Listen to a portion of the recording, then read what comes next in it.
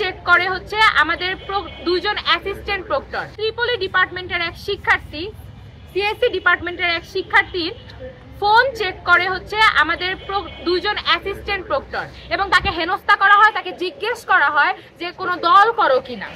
আমরা মনে করি এই ধরনের বক্তব্য, ব্যক্তিগত ফোন তল্লাশি করার যে আচরণ, তা ব্যাপক অগণতান্ত্রিক এবং বিগত ফ্যাসিস্ট রেজিমের যে আওয়ামী প্রশাসন ছিল বিশ্ববিদ্যালয়, তার কর্তৃক কিন্তু বিশ্ববিদ্যালয়ের শিক্ষার্থীরা এই ধরনের আক্রমণের বহুবার শিকার হয়েছে।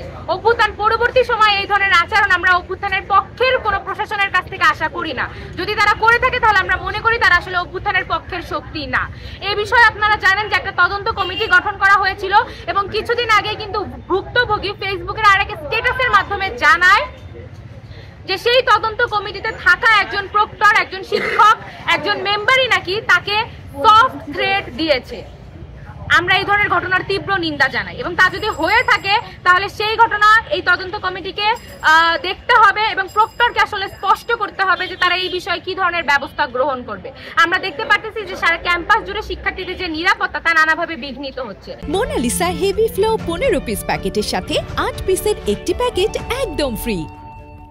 এই নিরাপত্তা বিঘ্নিত হচ্ছে হল প্রশাসন কর্তৃক, বিঘ্নিত হচ্ছে আমাদের প্রক্টোরিয়াল বডি কর্তৃক, যারা কিন্তু আসলে শিক্ষার্থীদের গার্ডিয়ান হওয়ার কথা। কিন্তু একই সাথে আমরা আবার দেখতে পাচ্ছি যে শিক্ষার্থীদের নিরাপত্তার নামে নানা ধরনের স্ট্যান্ডবাজি আমাদের ঢাকা বিশ্ববিদ্যালয়ের যে ছাত্র সংসদটা আছে তার কর্তৃক আমরা দেখতে পাচ্ছি, যেখানে আমাদের প্রতিনিধিদের হাতে লাঠি এবং তারা সেখানে নিরাপত্তা বিশেষ করে নারী শিক্ষার্থীদের নিরাপত্তাকে উল্লেখ করে তারা যাকে তাকে লাঠি দিয়ে পেটাচ্ছে এবং বিভিন্ন ধরনের বেআইনি কাজ করতেছে।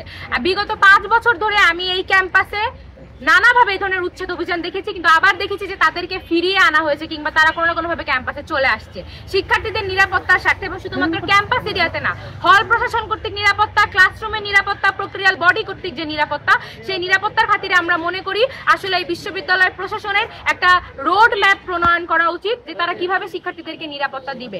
একই সাথে সমাজ কল্যাণ অধিদপ্তরের সাথে বসে তাদেরকে প্রেসার প্রয়োগ করে যেন কোনো ধরনের ভবঘুরে কিংবা যে দোকানগুলো রেজিস্টার্ড করে না তারা যেন আবার এই বিশ্ববিদ্যালয়ে ফিরে আসতে না পারে সেই ব্যবস্থা গ্রহণ করতে হবে। কোনো ধরনের স্ট্যান্ডবাজির নাম করে বেআইনি কাজ করা এবং পরবর্তী থেকে সেটা শিক্ষার্থীদের নিরাপত্তার খাতিরে করছে এই ধরনের এক্সকিউজ ব্যবহার না করার ক্ষেত্রে আসলে বিশ্ববিদ্যালয় প্রশাসনের দায়িত্ব ডাকসুকে জানানো, তাদের সাথে বসা এবং তাদের এই ধরনের বেআইনি কাজকে আসলে শোকজ করা। একই সাথে আমরা প্রক্টরকে জানিয়েছি যে কিছুদিন ধরেই যখন আমরা এই উচ্ছেদ প্রক্রিয়া, আমি আবারও স্পষ্ট করছি, উচ্ছেদ প্রক্রিয়া যেভাবে হচ্ছে তার প্রতিবাদ এবং তার সমালোচনা যখন বিশ্ববিদ্যালয়ের শিক্ষার্থীরা করছে, বামপন্থী শিক্ষার্থীরা করছে, তখন ঢালাওভাবে ডাকসুর প্রতিনিধিরা তাদেরকে মাদকাসক্ত, চাঁদাবাজ এবং মাদক ব্যবসায়ী বলে সোশ্যাল মিডিয়াগুলোতে তাদের অফিসিয়াল আইডি থেকে ডিফেম করার চেষ্টা করছে।